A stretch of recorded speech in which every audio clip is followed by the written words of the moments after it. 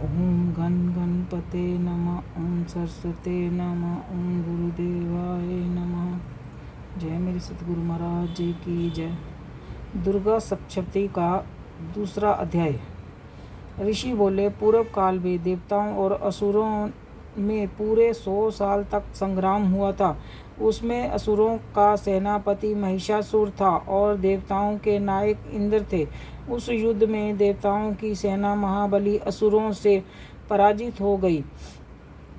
संपूर्ण देवताओं को जीतकर महिषासुर इंद्र बन बैठा।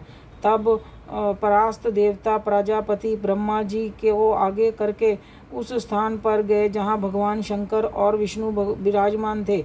देवताओं ने महिषासुर के पराक्रम तथा अपनी पराजय का पूर्ण वृत्तांत उन दोनों देवेश्वरों को विस्तार पूर्वक सुनाया। वे बोले, भगवान महिषासुर सूर्य, इंद्र, अग्नि, यम, वरुण, वायु, चंद्रमा तथा अन्य देवता के भी अधिकार छीनकर स्वयं ही सबका अधिष्ठाता बन बैठा है। उस दुरात्मा महिष ने समस्त देवताओं को स्वर्ग से निकाल दिया है। अब वे मनुष्यों की भांति पृथ्वी पर विचरते हैं। दैत्यों की यह सारी करतूतें हमने आप लोगों से कह सुनाई। अब हम आपकी ही शरण में आए हैं। उसके बद की कोई उपाय सोचिए। देवताओं के वचन सुनकर भगवान विष्णु और शिव ने असुरों पर बड़ा क्रोध किया। उनकी भुएं तन गई और मुंह लाल हो गया। तब अत्यंत क्रोध में भरे हुए चक्रपाणी श्री विष्णु के मुख से एक महान तेज प्रकट हुआ। उसी प्रकार ब्रह्मा, शंकर तथा इंद्र आदि दूसरे देवताओं के शरीर से भी बड़ा भारी तेज निकला। वह सब मिलकर एक हो गया। महान तेज का पुंज चमकता हुआ पर्वत सा जान पड़ा। देवताओं ने देखा कि वहां उसकी ज्वालाएं संपूर्ण दिशा में फैल रही हैं। संपूर्ण देवताओं के शरीर से प्रकट हुए उस तेज की कहीं तुलना नहीं थी। एकाग्र होने पर वह एक नारी के रूप में प्राणित हो गया और अपने प्रकाश से तीनों लोकों में व्याप्त जान पड़ा। भगवान शंकर को जो तेज था उससे उस देवी का मुख प्रकट हुआ। यमराज के तेज से उसका सिर के बाल निकल आए। श्री विष्णु भगवान के तेज से उसकी भुजाएं पैदा हुई। चंद्रमा के तेज से दोनों स्तनों का और इंद्र के तेज से मध्य भाग कटी प्रदेश का प्रादुर्भाव हुआ। वरुण ने तेज से जंघा और पिंडली तथा पृथ्वी के तेज से नितंब भाग प्रकट हुआ। ब्रह्मा के तेज से दोनों चरण और सूर्य के तेज से उनकी उंगलियां हुई। वासुओं के तेज से हाथों की उंगलियों और कुबेर के तेज से नासिका प्रकट हुई। उस देवी के दांत प्रजापति के तेज से और तीनों नेत्र अग्नि के तेज से प्रकट हुए थे। उसकी भुएं संध्या के कान वायु से तेज से उत्पन्न हुए। इसी प्रकार अन्य देवताओं के तेज से भी उस कल्याणमयी देवी का अभिभाग हुआ। इसके बाद देवताओं के तेज पुंज से प्रकट हुई देवी को देखकर महिषासुर के सताए हुए देवता बहुत प्रसन्न हुए। पिनाकधारी भगवान शंकर ने अपने शूल से एक शूल निकालकर उन्हें दिया। फिर भगवान विष्णु ने भी चक्र उत्पन्न करके भगवती को अर्पण किया। वरुण ने भी शंख भेंट किया। अग्नि ने भी उन्हें शक्ति दी और वायु ने धनुष और वाहन से भरे हुए तरकश प्रदान किए। 1000 नेत्रों वाले देवराज इंद्र ने अपने ब्रज से ब्रज उत्पन्न करके दिया और ऐरावत हाथी से उतार कर एक घंटा भी प्रदान किया। यमराज के कालदंड से दंड, वरुण के पाश, प्रजापति से स्वास्तिकाश की माला तथा ब्रह्मा जी ने कमंडलू भेंट किया। सूर्य ने देवी के समस्त रूपकूपों में अपनी किरणों का तेज भर दिया। काल ने उन्हें चमकती हुई ढाल और तलवार दी। क्षीर समुद्र से उज्ज्वल हार तथा कभी न फटने वाले 2 दिव्य वस्त्र किए। साथ ही उन्होंने दिव्य चूड़ामणि, 2 कुंडल, कड़े, अर्धचंद्र, सब बाहुओं के लिए केयूर कर, दोनों चरणों के लिए निर्मल निपुर, गले की सुंदर हसली, सब अंगुलियों में धारण करने के लिए रत्नों की बनी अंगूठियां भी दी। विश्वकर्मा ने उन्हें अत्यंत निर्मल फारसा भी भेंट किया। साथ ही उनके प्रकार के अस्त्र शस्त्र और अभेद कवच दिए। उसके सिवा मस्तक और वक्षस्थल पर धारण करने के लिए कभी न कुमलाने वाले कमलों की मालाएं दी। समुंदर ने उन्हें सुंदर कमल का फूल भेंट किया। हिमालय की सवारी के लिए सिंह तथा भांति भांति के रत्न अर्पित किए।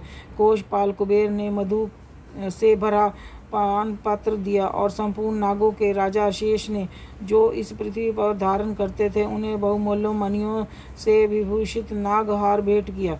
इसी प्रकार अन्य देवताओं ने भी आभूषण और अस्त्र शस्त्र देकर देवी का सम्मान किया।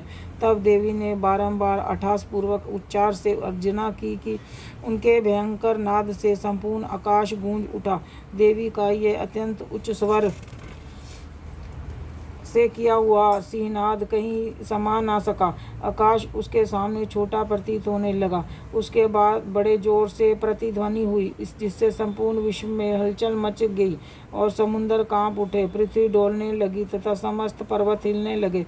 उस सब समय देवताओं ने अत्यंत प्रसन्नता के साथ सिंह भानी भवानी से कहा कि हे देवी जय हो। साथ ही महिषियों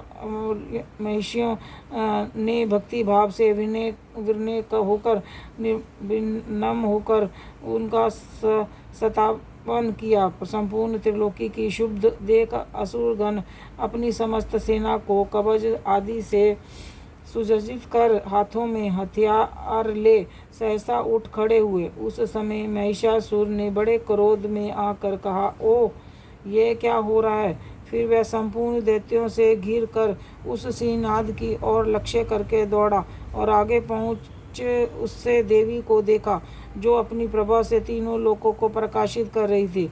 उनके चरणों से भार से पृथ्वी दबी जा रही थी। मस्तक के मुकुट से आकाश में रेखा सी खींची जा रही थी तथा धनुष की कटार से सातों पातालों में शुद्ध हुए किए देती थी। देवी अपनी सहस्त्रों भुजाओं से संपूर्ण दिशाओं को आच्छादित करके खड़ी थी। दंततर उसके साथ दैत्यों का युद्ध छिड़ गया। नाना प्रकार के अस्त्र शस्त्रों के प्रहारों से संपूर्ण दिशाएं चमकने लगी। चितुर नामक का एक असुर महिषासुर का सेना नायक था। वह देवी के साथ युद्ध करने लगा। अन्य दैत्यों की चतुर्गनी सेना साथ लेकर चामर भी लड़ने लगा। 60,000 हाथियों के साथ आकर उद्रग नामक महादैत्य भी लोहा लिया। 1 करोड़ रथियों के साथ लेकर महामनु नामक दैत्य भी युद्ध करने के लगा। तलवार के समान तीखे रोहों वाला अशीशोमा नाम का महादैत्य 5 करोड़ रथी सेनाओं सहित युद्ध में डटा। 60 लाख रथियों से घिरा हुआ वह शक नामक दैत्य भी युद्ध के लिए लगा। हाथी सवारों और घुड़सवारों के अनेक दलों से घिरा हुआ तथा 1 करोड़ रथियों की सेना लेकर युद्ध करने लगा। विडाल नामक का असुर 5 अरब रथियों से घिर कर लोहा लेने लगा। इसके अतिरिक्त और भी हजारों महादैत्य रथ, हाथी और घोड़ों की सेना के साथ लेकर वहां देवी के साथ युद्ध करने लगे। स्वयं महिषासुर उस रणभूमि में कोटि कोटि शस्त्र, हाथी और घोड़ों की सेना से घिरा हुआ खड़ा था। वह देवी के साथ तोमर, मूसल, खड़क, भिदिपाल, शक्ति, परशु और परिशिष्ट आदि अस्त्रों शस्त्रों से प्रहार करते हुए युद्ध कर रहे थे। कुछ दैत्यों ने उन पर शक्ति से प्रहार किया तो कुछ ने पाश फेंके। कुछ दूसरे दैत्यों ने खंडक प्रहार करके देवी को मार डालने का उद्योग किया।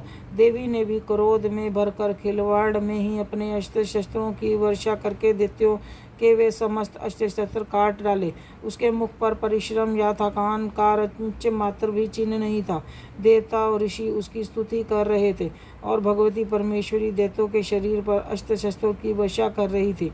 देवी का वाहन सिंह भी क्रोध में भरकर ग्रीवा के बालों को हिलाता हुआ असुरों की सेना पर इस प्रकार विचरण करने लगा मानो वनों में